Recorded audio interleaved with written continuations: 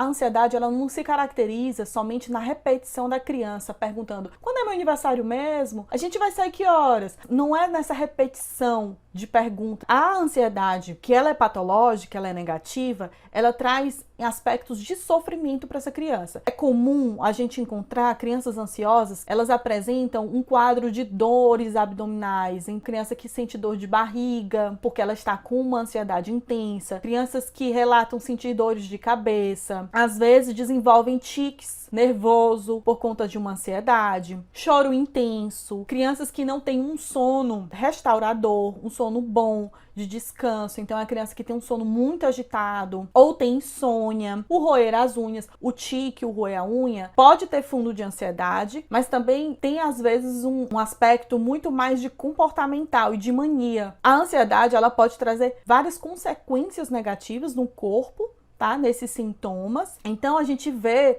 que tem várias formas dessa ansiedade ela ser sentida por essa criança. Quem tem experiência em escola, trabalha em escola, ou já passou também por uma situação com um filho em escola, de crianças que às vezes criam um pânico, um pavor de fazer provas, de serem avaliadas, ou então crianças que estão passando por um processo difícil de socialização, elas às vezes desenvolvem um quadrozinho de ansiedade, e aí sente aquela dor de barriga, reclama de dor de barriga, e os pais não sabem muito bem se isso realmente a criança está sentindo, é um mecanismo de defesa para não ir para a escola, então gera sempre uma confusão. Por isso que é importante sempre avaliar, nunca diminuir essa sensação no corpo da criança, porque muitas vezes nela a criança realmente sente mesmo no corpo. Tem crianças que elas refletem isso com alguns comportamentos, como pular ou como puxar o cabelo. Tem crianças que ficam puxando os fios do cabelo. Então tem vários mecanismos que acontecem quando uma criança ela está num quadro realmente de ansiedade patológica. Aí a gente entra nesse aspecto, que é essa diferença de uma ansiedade que é natural e bem pontual,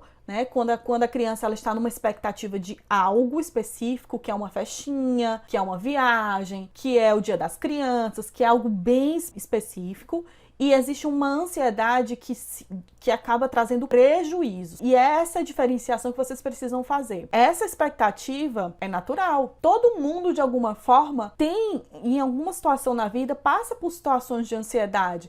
Mas é uma ansiedade que tem um limite, que não faz mal, que a gente só fica naquela expectativa, pensa, mas consegue seguir, fazer suas atividades de forma rotineiras, normais, não prejudica. Mas quando essa ansiedade ela está muito intensa, essa criança ela só vive em função disso e ela está trazendo prejuízos, a gente percebe que ela ou está somatizando, ela de alguma forma está apresentando um sofrimento, aí que entra o grande ponto que a gente precisa prestar atenção. Às vezes tem crianças que apresentam uma ansiedade numa compulsão de comer. Então crianças que estão muito ansiosas, elas comem bastante. E aí a gente percebe, quando elas estão num momento que elas estão mais tranquilas, elas comem com mais calma, com mais moderação. E crianças que estão em um momento de muita ansiedade, elas comem compulsivamente, elas comem rápido, elas comem muito, elas têm muita fome. São essas nuances que a gente precisa só observar. Por isso que eu digo que nem toda ansiedade é negativa, nem toda ansiedade é um aspecto que a gente precisa se preocupar.